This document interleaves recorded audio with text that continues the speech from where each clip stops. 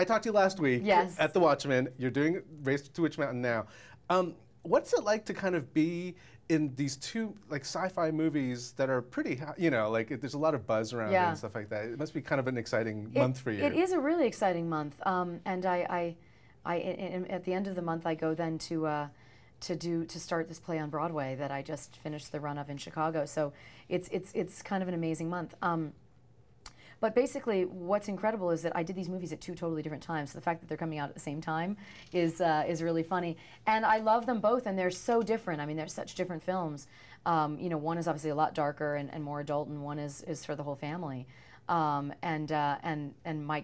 for me, it's always about playing different characters and being able to stretch myself as an actor, and so these two characters, I love them both for different reasons, and they're both completely different from each other. So is it interesting to, because on a viewer standpoint, it seems like you're on this really awesome momentum. It's like for the past couple of years, we're seeing you more and more, and I know you've been a working actress for a while, but to see more of you, to us, it's just like, oh, she's doing well. And so do you feel like there is something going on with your career, and people are kind of like, hey, we should cast you for things? Yeah, I so appreciate that.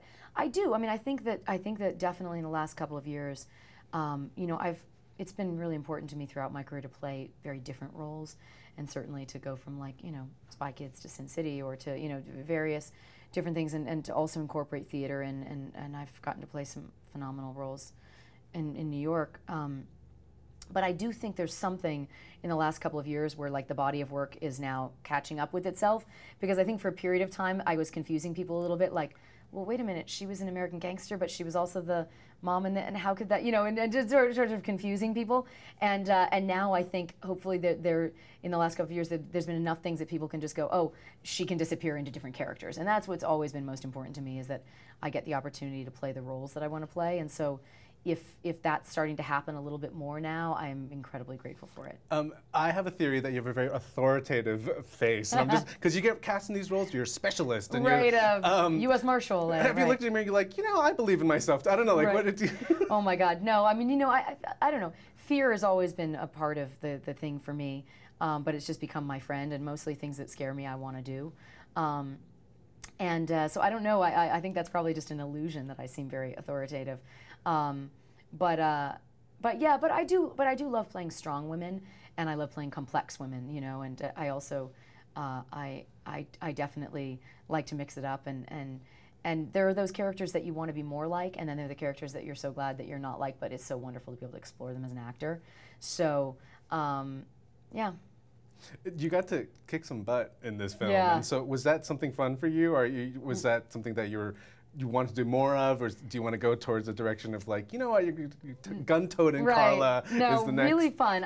You know, I would love to do something where I get to do more action, for sure. It was really fun to do it in this movie with Dwayne, because he's so amazing at it, and you know, just like a master class in action, for sure.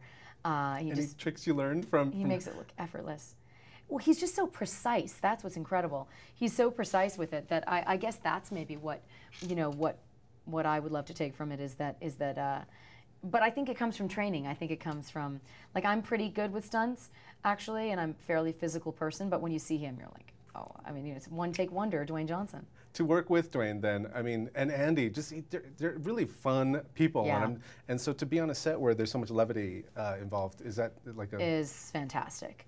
You know, it was so great and so fun, and I had just come from shooting. I was shooting Righteous Kill and Watchmen simultaneously, both of which were fun sets, actually, but the material was super dark in both of them, and so it was so great to come and do something with such levity and such heart in a different way, and be able to play this kooky astrophysicist, and, you know, with this filled with wonder, and so it was a blast. And those guys, I mean, Dwayne and Andy are truly like a stand-up show together.